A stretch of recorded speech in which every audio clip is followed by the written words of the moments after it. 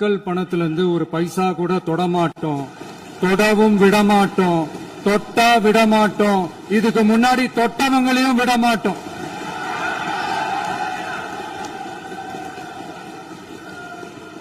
ஒவ்வொரு ஊழலா வெளியில வரும் போலே,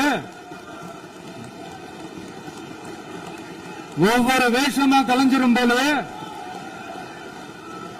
இங்க இருக்கிற நிறைய பேரு நடுங்கி போய் இதுல நம்ம மேல அவதூறு வேற. இப்ப புதுசா ஒரு வெப்பன் ஒண்ணு கொண்டு வந்திருக்காங்க. அது என்ன தெரியுமா? அவங்க தயவால தான் நம்ம ஆட்சி நடக்குதான். மக்கள் தயவால இந்த ஆட்சி நடந்துகிட்டு இருக்கு. மனசாட்சி உள்ள சக்திகளோட ஆதரவால இந்த ஆட்சி நடந்துகிட்டு இருக்கு. நாங்க தான் அனுப்பி வச்சோம் அப்படின்றாங்களே. அனுப்பி வச்சவங்களுக்கு மினிஸ்ட்ரியில இடம் கொடுத்தா ஏன் கதறீங்க? ஏன் இவ்வளவு கோவம்? ஏன் இவ்வளவு கதறல்? இதுல இன்னொரு முக்கியமான விஷயம், மார்க்சிஸ்ட் கம்யூனிஸ்ட் கட்சி நமக்கு ஆதரவு கொடுத்தது சுயேட்சையா எடுத்த முடிவுன்னு சொல்றாங்க.